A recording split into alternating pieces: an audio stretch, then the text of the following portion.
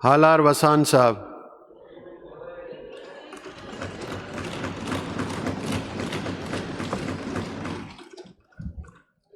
Thank you, Mr. Speaker Saab, for giving me an opportunity to express my views on the budget 2026-2027.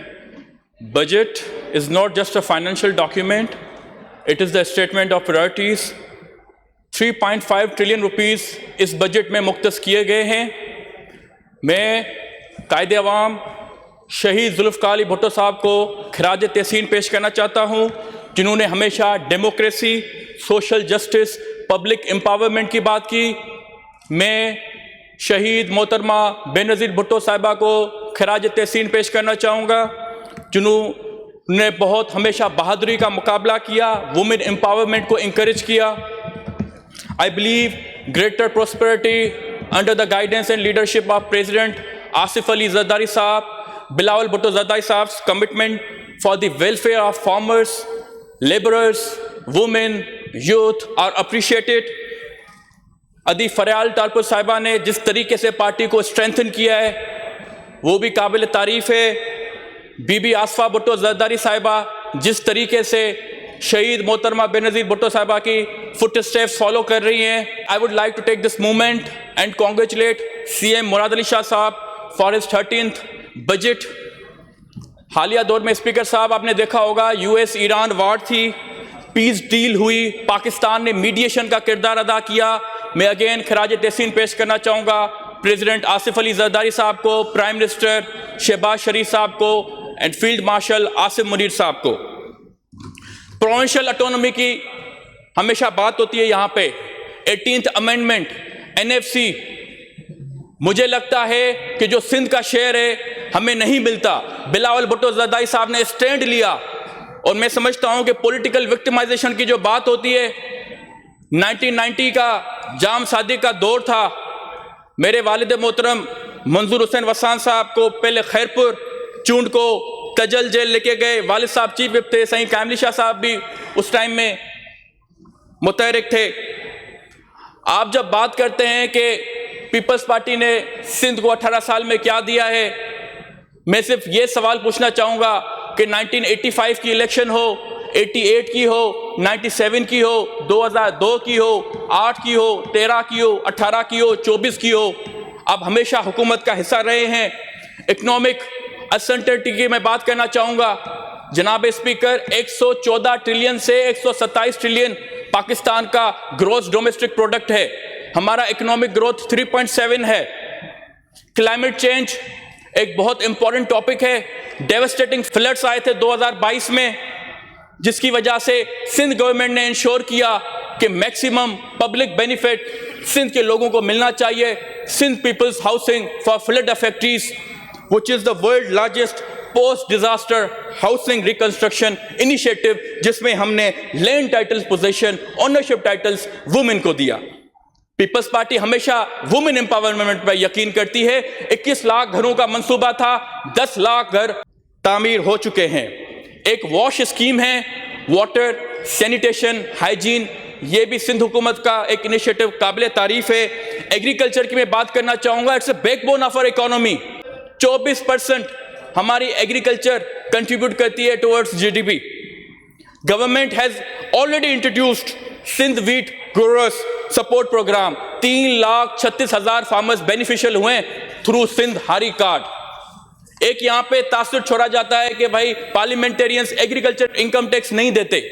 सारे देते हैं agriculture income tax, हमारी family देती है, मेरे वालिद साहब देते हैं, मैं देता हूँ, CM साहब देते हैं, आप देते हैं जनाब स्पीकर, सारे देते हैं एग्रीकल्चर इनकम टैक्स। मेरी एक सजेशन है, अगर रेवेन्यू को हमें इंक्रीज करना है तो जो 1 से 12 एकड़ तक है वो टैक्स एग्जेम्प्ट हो। 12 एकड़ से हर एकड़ पे 3,000 अगर हम टैक्स लगाएंगे तो लोग इंकरेज होंगे, अपना रेवेन्यू जनरेट हम सिंध गवर्नमेंट कर पाएगी और लोगों के लिए आसानियां भी पैदा होंगी। हेल्थ की मैं बात करूं, 402 बिलियन रुपीस मुख्तस किए गए हैं। State of the art NICVD हो, SIUT हो, JPMC हो, हमारे गंबट इंस्टीट्यूट मेडिकल साइंसेज हो, यहाँ पे 11 महीनों में 174 लिवर ट्रांसप्लांट सक्सेसफुल ट्रीट हुए हैं। एजुकेशन की मैं बात करूं, 601 बिलियन इस बजट में मुख्तस किए गए हैं। It remains the most powerful instrument for the economic growth and human development. मैं शुक्रिया अदा करना चाहूँगा एजुकेशन मिनिस्टर का, जिस तरीके से उन्होंने पीएचडी टीचर्स की सीट्स बनाई पूरे सिंध में। हमारे तहसील कोटिजी में एक गुजारिश ये भी है कि जूनियर साइंस टीचर्स, उनकी भी सीट्स आप बढ़ानी चाहिए आपको। स्कूल स्पेसिफिक बजट है, 18 बिलियन रुपीस मुख्तस किए गए। उसमें मैं समझता हूं मैं पहला पार्लियामेंटेरियन था जिसने सारे हेड मास्टर्स को बुला के एक मीटिंग कंडक्ट की कि हम एजुकेशन में बेहतरी कैसे ला सकते हैं। अब तो सिंध हुकूमत ऑक्सफोर्ड यूनिवर्सिटी भी भेज रही है स्टूडेंट्स को, जो मेरिटोरियस बेसिस पे स्कॉलरशिप्स दे रही है। ये एजुकेशन डिपार्टमेंट का है। पब्लिक ट्रांसपोर्ट मैं कैसे भूल सकता हूं, हमेशा अच्छा काम करते हैं। 290 फ्लीट बसेस है जो सिंध में ऑपरेट की जा रही है। पिंक बस सर्विस का इनिशिएटिव, पिंक स्कूटी का इनिशिएटिव।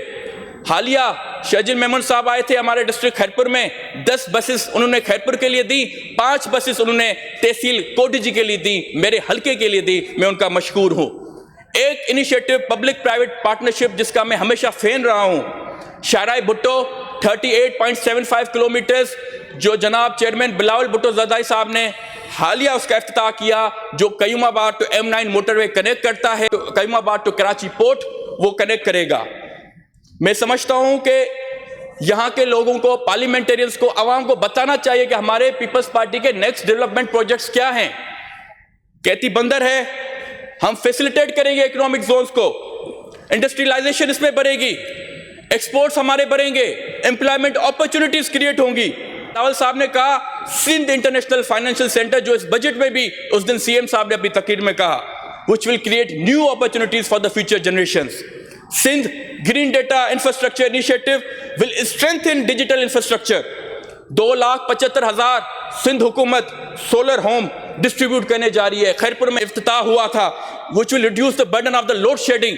12-12 घंटे, 16-16 घंटे देहातों में, रूरल एरिया बिजली नहीं है, उसकी फराहमी के लिए सिंध हुकूमत सोलर होम्स बेस का उन्होंने इनिशिएटिव लिया है। किचन गार्डन इनिशिएटिव है, बेनज़ीर हारी कार्ड है, बेनज़ीर वुमेन्स एग्रीकल्चर प्रोग्राम है। ये सिंध हुकूमत के तवस्सुत से यहाँ पे इनिशिएटिव्स किए जा रहे हैं। मिनिमम वेज इस बजट में 43,000 रखी गई है।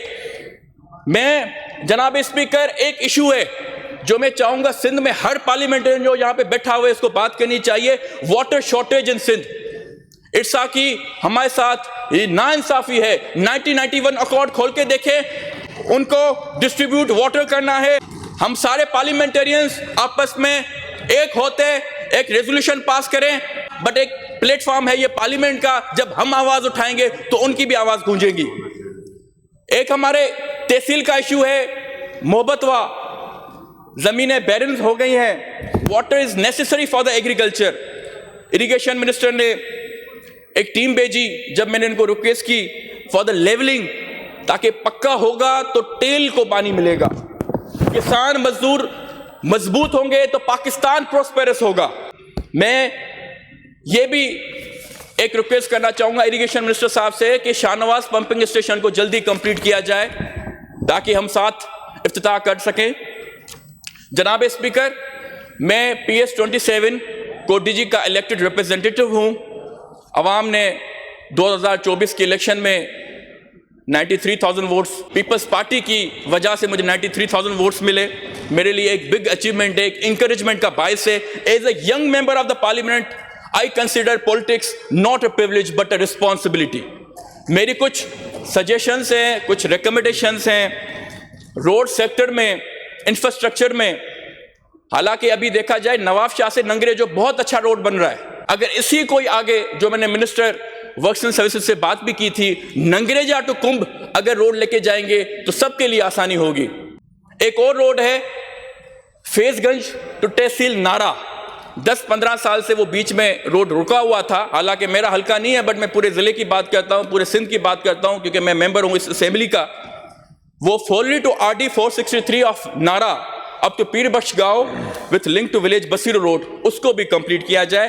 हेल्थ में मैंने बात की, बहुत अच्छा काम हुआ है। मिनिस्टर साहब वाइंड अप कर लें स्पीच, मुझे आखिरी 1 मिनट देंगे। हेल्थ में अदी अजरा पेचियो साहिबा ने बहुत अच्छा काम किया है, बट मेरी 2 सजेशंस हैं कि अगर हमारे पूरे तहसील में एक रूरल हेल्थ सेंटर है अगर एक अपग्रेड आप कर देंगी from BHU to RSC, I will be highly grateful. और हमारी एक SNE बजट आपको अप्रूव अगर काइंडली कर दे for the new building of taluka hospital Kot Diji. Education, जो डैमेज्ड स्कूल्स हैं उनको रेनोवेशन और रिपेयर की जरूरत है। कोटडीजी फोर्ट हमारा हिस्टोरिकल फोर्ट है, 1795 में वो कंप्लीट हुआ है। रिजोर्ट जो मैं 3 साल से कह रहा हूं, मिनिस्टर साहब ने मुझे यकीन दयानी करवाई है कि कोटडीजी फोर्ट रिजोर्ट भी बनेगा। नौजवानों को हम कैसे एंगेज करें, ग्राउंड बनाए, डेवलपमेंट बनाए। मेयर साहब से उस दिन मेरी बात हुई थी, उन्होंने भी मुझे कहा है कि वो होगा। एडवाइजर यहाँ पे रिहेबिलिटेशन के शायद बैठे हों, क्योंकि हालिया दौर में फायर आउटब्रेक्स हमारे तहसील कोटडीजी में बहुत हुए हैं। अभी तो मुझे पता चला है 35 नए फायर ब्रिगेड्स आए। अगर एक तहसील कोटडीजी रेस्क्यू 1122 को देंगे तो I will be highly grateful to him. मैं एक रिप्रेजेंटेटिव हूँ, सब कम्युनिटी का रिप्रेजेंटेटिव हूँ। माइनॉरिटीज में मेरे हल्के में आती है, तो उनके लिए मैंने स्पेशल असिस्टेंट साहब को कहा था मंदिर के लिए, उन्होंने भी मुझे यकीन दिया नहीं है। स्पीकर साहब 1 मिनट बस मैं आपका लूंगा। जब मैं इलेक्शन में कंटेस्ट कर रहा था तो मेरा मैनिफेस्टो क्या था? Improvement of education, betterment of health, vocational training courses और IT सेंटर्स क्रिएशन। अब अगर IT सेंटर बन जाता है मेरे हल्के में, ई-कॉमर्स हम वुमेन को प्रोवाइड करते हैं, वोकेशनल ट्रेनिंग कोर्सेज बन जाते हैं, टेक्नोलॉजिकल पार्क CM साहब ने उस दिन तकरीर में किया, अगर वो भी हो जाता है तो I will be highly grateful. Artificial intelligence का दौर है, एम्प्लॉयमेंट अपॉर्चुनिटीज क्रिएट होंगी। आखिर में मैं CM साहब को भी अप्रिशिएट करूंगा, जिस मुश्किल हालात में उन्होंने ये बजट यहां पे प्रपोज किया है फॉर द कंसिडरेशन। एक शेर में पढ़ना चाहूंगा, इरशाद। भुट्टो का फलसफा सिर्फ एक नारा नहीं, भुट्टो का फलसफा सिर्फ एक नारा नहीं, अवाम से एक अहद है। और ये बजट इसी अहद की तकमील की जानिब एक मजबूत कदम है। जिए भुट्टो, जिए सिंध, पाकिस्तान हमेशा जिंदाबाद।